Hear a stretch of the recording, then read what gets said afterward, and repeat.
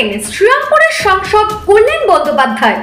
সাংসদ এলাকা উন্নয়ন তহবিল থেকে বরাদ্দকৃত অর্থ 8,70,628 টাকার বিনিময়ে এই পাকা রাস্তা তৈরি করা হয়েছে, যা কিনা নৈটি গ্রাম পঞ্চায়েতের উত্তরাদান রোটারি হেলথ সেন্টার থেকে ঘোষপাড়া কালীতলা পর্যন্ত প্রায় 1.2 কিলোমিটার দৈর্ঘ্যের রাস্তা। রাস্তার নামকরণ করা হয় আন্তর্জাতিক খ্যাতিসম্পন্ন চিত্রশিল্পী গোবর্ধন আর সরণি নামে। এবং এই উদ্বোধনী অনুষ্ঠানে উপস্থিত ছিলেন নৈটি গ্রাম পঞ্চায়েত প্রধান এবং পঞ্চায়েত সমিতির সভাপতি জয়দেব রক্ষিত সহ স্বেচ্ছাসেবী সংস্থা অগ্নিকল্পের সম্পাদক কৌশিক শীল এবং এলাকার সাধারণ মানুষও। এই উদ্বোধন অনুষ্ঠানে হাজির হয় বামফ্রন্টের রাজ্য সম্মেলন নিয়ে পাকা করলেন সাংসদ কল্যাণ বন্দ্যোপাধ্যায় মহাশয়। তিনি বলেন, সিপিআইএম সিঙ্গুর আন্দোলনের সময় 2011 সালে অনেক কিছু কথা বলে আজ শূন্যে চলে গেছে। এবার কথাটা ওনারা পাল্টা, সেই 2008 থেকে 9 সাল ধরে এখনো তারা বসে রয়েছে, তাই তাদের কোনো উন্নয়নই হচ্ছে না। এখন নিজেদেরই ভাবা উচিত কোন কথাটা বলবো আর কোন কথাটা বলবো না। এবং বুদ্ধদেব বাবুর রাজনৈতিক জীবনে সব থেকে বড় ভুল হচ্ছে কৃষকদের বিরুদ্ধে পদক্ষেপ নেওয়া। আমরা কোনো শিল্পের বিরুদ্ধে ছিলাম না, আমরা ছিলাম কৃষকদের স্বার্থ রক্ষার কথা ভেবে। তাদের যে অধিকার রয়েছে সেই অধিকার থেকে যাতে তারা বঞ্চিত না হয়। উনি কৃষকদের অধিকার থেকে বঞ্চিত করছিলেন এবং আমরা বলেছিলাম যে কৃষকদের অধিকার থেকে বঞ্চিত করা একেবারেই যাবে না। আর এখন টাটা নেনো এই যে গুজরাটে গিয়ে মুখ থুবড়ে পড়ে রয়েছে, সিপিআইএম কে গিয়ে দেখতে বলবেন। তারা যে ন্যানো করার কথা বলেছিলেন, এখন গুজরাটের সেই ন্যানো বিক্রি হয় না। মহিলা প্রাধান্য নিয়ে কটাক্ষ করে বলেন যে মঞ্চে প্রাধান্য দিয়ে কি লাভ রয়েছে, জনপ্রতিনিধির জন্য কটা মহিলাকে নির্বাচনে দাঁড় করায় বলুন তো। এবং এই লোকসভা নির্বাচন গেল, তাদের কটা মহিলাকে নির্বাচনে দাঁড় করিয়েছিল।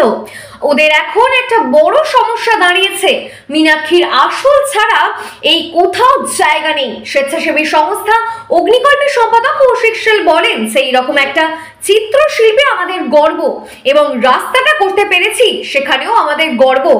আমাদের অগ্নিকল্পের এই অনুষ্ঠানে সাংসদ এসেছিলেন, তখন আমরা সাংসদের কাছে অনুরোধ করেছিলাম, উনি অনুরোধ রেখেছেন। এবার একটা প্রয়োজনের ছবি রাখার সংগ্রহশালা, সেটিও অনুরোধ রাখা রয়েছে। উনি চেষ্টা করবেন, আমরাও চেষ্টা করব, ঠিক কিভাবে করা যায় সেদিকটাও দেখব। চন্ডীতলা উত্তরাদান থেকে সতীপ Bhattacharya report, Bengal news express. সকলে একবার জোরে করতালি দিয়ে আমাদের কাছের মানুষ, কাজের মানুষ, যিনি আমাদের রূপকার, যিনি নতুন করে চণ্ডীতলাকে তৈরি করছেন তার স্বপ্ন দিয়ে, সেই মমতা বন্দ্যোপাধ্যায়ের যোগ্য সৈনিক, সেই কল্যাণ বন্দ্যোপাধ্যায়কে আপনারা সকলে মিলে আজকে সংবর্ধিত করবেন। মহিলারা শঙ্করধ্বনি বাজাতে হবে যায়নি, আজও আমরা চলছি, আমরা এগিয়ে চলেছি। আজ আমাদের সেই প্রিয় মুখ্যমন্ত্রী মমতা বন্দ্যোপাধ্যায়, বাংলার মুখ্যমন্ত্রী, তার অনুপ্রেরণায় আমরা এগিয়ে চলেছি আমাদের কর্মকাণ্ড এবং উন্নয়নের মধ্যে দিয়ে।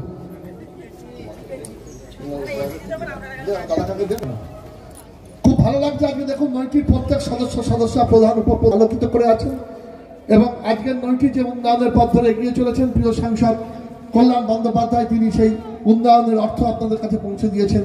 এবং পঞ্চায়েত সমিতি কর্মাধ্যক্ষ মৌমিতাও আছে মনে হয়, মৌমিতা চলে একটু মঞ্চে। আমি এরপর আমরা বরণ করে এদিকে একটু ঘুরে যাবে।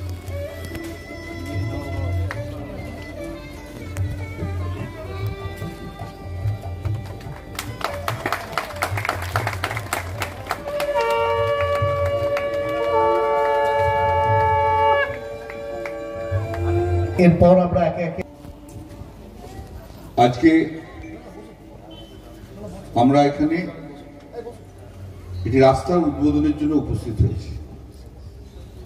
আছে আমাদের সুবীর মুখার্জি আছে, জেলা পরিষদের কর্মাধ্যক্ষ আছে, কৌশিক আছে।